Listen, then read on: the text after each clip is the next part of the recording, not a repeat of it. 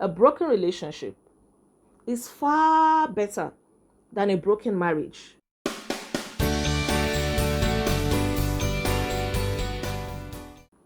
Hi fam, you are most welcome to my channel. Sit back, relax, and let us reason together. This channel is all about intentional living, and in this video I want to talk about one of my favorite Nollywood actors, Bolanle Ninalowo, the Makanaki himself. Yes, I am a fan. I'm a fan of Bolanle Ninalowo. From the very first time that I watched the movie titled Picture Perfect, I fell in love with his acting skill. He played a lead role in that movie and I was like, wow, this guy is so versatile. He is so good. Going by the way he interpreted his role, his mannerism, charisma and everything. And he's got the looks, the build-up, the physique and everything. So he's actually a likable actor. But then, recently, the news hit us about his marriage to his darling wife, Bumi, crashing. It really shocked me. It shocked me because I never saw it coming, just like other people. We never saw it coming. Bolanle and his wife were always serving us PDAs, public display of affection, a lot of PDAs. And I was really loving it. I mean, I like to see beautiful things on the internet. And I was really happy for them, especially knowing that they separated in 2019 or so and they got back in 2021. So I was really happy that they were able to make their marriage work again. And I was loving everything that I was saying about them. He just got a house for her in America. It was all over social media. They even started a reality show. The children too were involved. So you can imagine the shock when he announced that his marriage to his darling wife Bumi had packed up. What happened? People started seeking answers, just like me. From where to where? From all these PDAs to we are no longer together, we're going our separate ways. How? Make it make sense. How? What happened?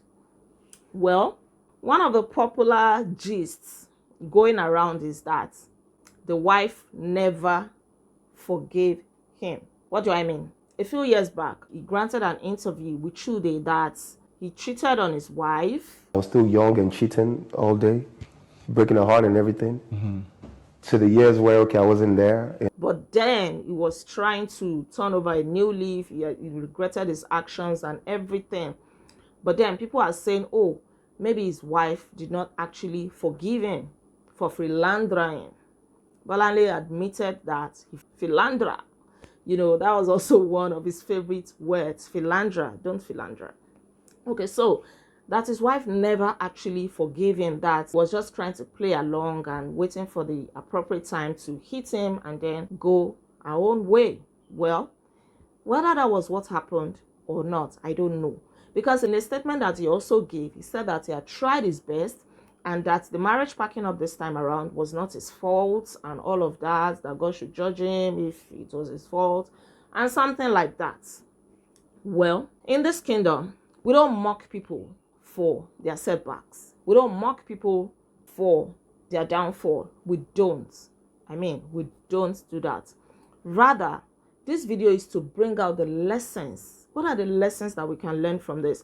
Because when something like this happens to people, a lot of times we just look at it and we're like, hey, yeah, without thinking that what could have gone wrong? What are the lessons that we can pick from this? Because life is full of lessons. So what are the lessons that we can pick from this? Their marriage packing up hit me hard. Like I said, it came as a shock. I enjoyed seeing his beautiful family on the internet. Oh my God, they were so beautiful to watch. And that is the truth. So to start with, don't make any celebrity your couple goal. This is one mistake that people make. You see people on the internet, you see celebrities, and you're shouting couple goal, and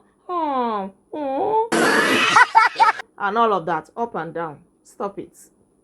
Don't forget that they are human beings. And don't forget also that because they are celebrities, they try to put out picture perfect scenarios out there. You don't expect them to put their ugly sides on social media anyways. And even if they are not celebrities, people put their beautiful lives out there, what they want you to see. So the picture perfect might not be picture perfect. After all, I made a video before where I said don't compare yourself with anybody. People only put out what they want you to see about them. Look at your parents' marriage. Maybe their marriage is 30, 35, 40 years. And you're not making them your couple goals. Look at that couple in your church. Look at that couple in your area, in your neighborhood, whose marriage is thriving. Make them your couple goals, the people that you see in real life. Social media can often be a mirage, and that is the truth. I can tell you that marriage is a beautiful thing, and there are thriving marriages. So before you say, oh, another marriage down, my marriage will last in Jesus' name, marriage is a scam, and all of that, marriage is a beautiful thing. And there are so many people in the world who are enjoying their marriages. It's just that they are not loud on social media, so you might not see them. That's why I said look around you, look at the people in real life, and make them your role models in marriage. So what are the lessons that we can pick from my favorite actor's marriage crash? I'm just going to be sharing a few things with you. And the first is this: don't ignore the red flags. Now, if you're single watching me, you still have the opportunity to make things right. You still have the time to get it right in marriage. So don't ignore the red flags.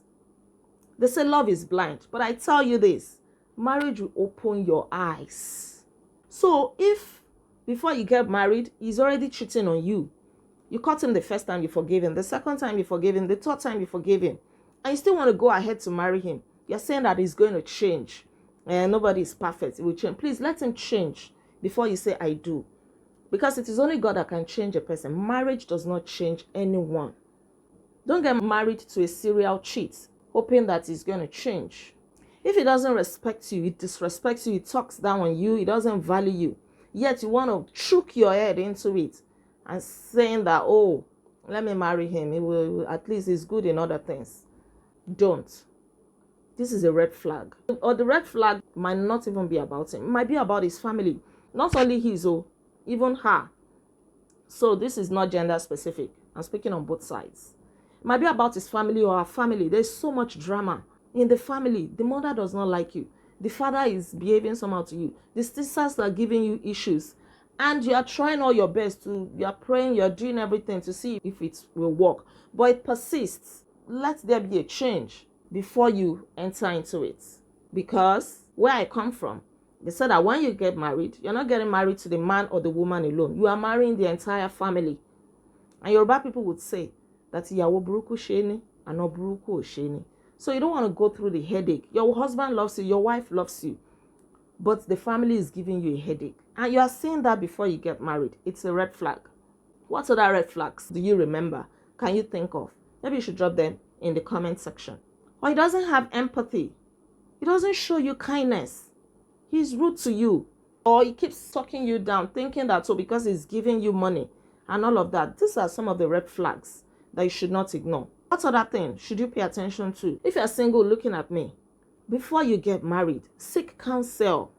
If you're a Christian, you already know by now that, the moment you tell your pastor that you're seeing someone, they will ask you to bring the person, right? They want to interview the person. They want to have a word with him or her. They want to know who he or she really is. Because the moment you start having butterflies in your belly, the moment you become emotionally attached and you're falling head over heels with them, you might not see straight again. So allow elders to help you scrutinize the person. What you don't see, they might be able to pick up and save you some future headache. Introduce them to your parents. Let them ask him or her some questions. It is part of the process. Submit yourself for counseling. Don't say, I know him. He's good. He is nice. He is kind. Stop it. Let people take a second look. It is for your own good. The moment you start showering you with gifts and all of that, you might not pay attention to important things again. So submit yourself to counseling, to scrutiny. And even if you are married and you are going through issues, your spouse is exhibiting some characters that you don't understand, seek counsel still. Don't keep it to yourself. I mean, you've tried to handle it on your own, but you cannot anymore. Seek counsel. And don't be afraid to let go. Once you're dating somebody, until they marry you officially, you are still dating. or courting at best. So don't be afraid to let go. Don't be scared of loneliness. Don't say, I'm going to patch things up. Oh, where will I start from? You hold on tightly to that relationship, even though you know that you're setting yourself up for failure, even though you know that things are not right. Everybody has the minimum standard that they can accept in a relationship. So be willing to let go. I know it's not easy. Let me not lie to you, especially if you have become emotionally attached. It's not easy to let go. But I can tell you this, a broken relationship is far better than a broken marriage. You will cry, you will sulk and all of that and mourn the loss of the relationship. But when you're already married and children are involved, you don't want to drag innocent children into the mess. So think twice about it. And this is why I would say, if you are still dating or courting, don't broadcast yourself. You're posting pictures all over social media every now and then. That is one of the things that might put you under pressure. The moment you see that the relationship is heading for the rocks and you don't want to let go. Because, everybody already knows. You have splashed pictures everywhere. And so you're going to be ashamed if the relationship eventually packs up. Because people are going to ask you, what happened now? What happened now? You're not posting this picture again. You're not flaunting her again. So the shame might not allow you to let go when you know that you're in a wrong relationship. So be wise. When you're dating or courting, don't be carried away. Oh, let's go to the cinema today. Every time is enjoyment. Pray together. Discuss important issues together. Discuss about money.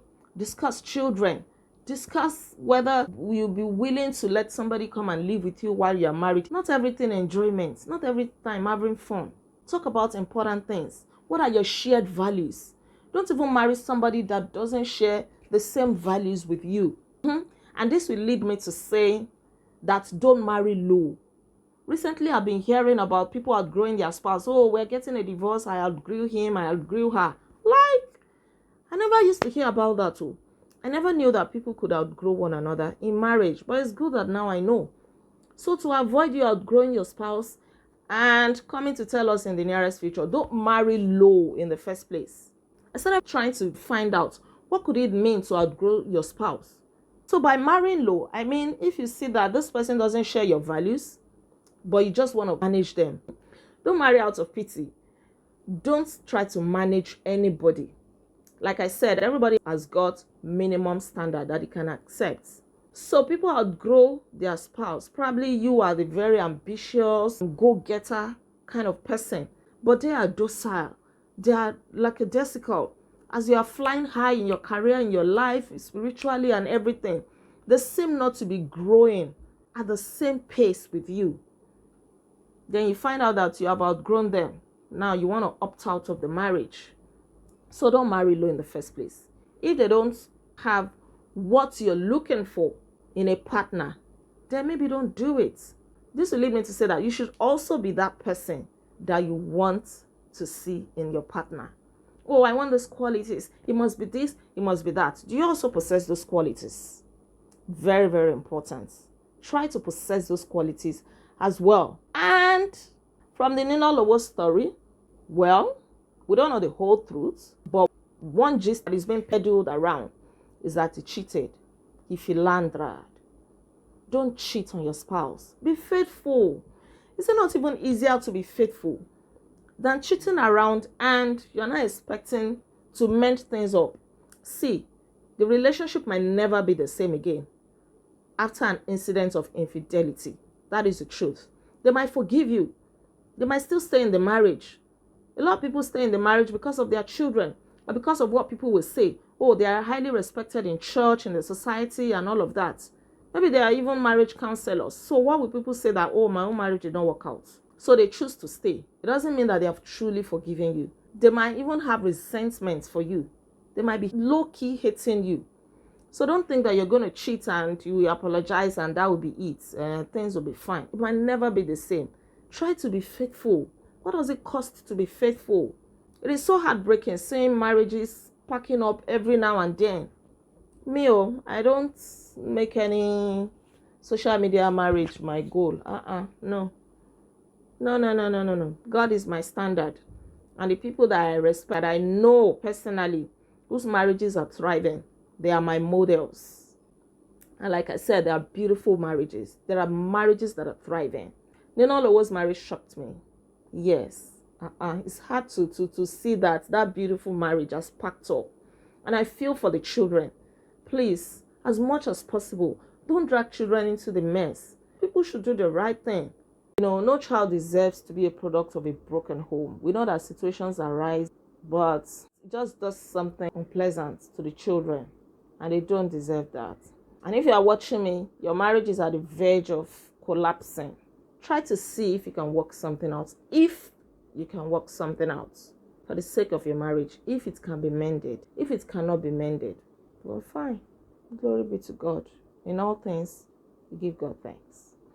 Okay, this is where I'm going to be stopping in this video. I hope you've enjoyed it. I hope you picked one or two things. Let me know your thoughts in the comments. What could happen? What could make a marriage go from sweet to sour? I mean, somebody that you once professed love to, somebody you once had butterflies in your belly for, what could make the butterflies die?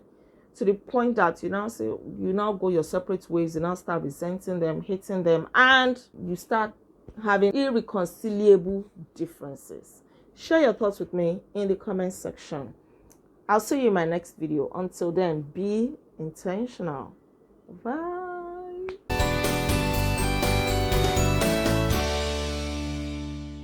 Don't marry out of pity. Don't. Abi, how do I put it?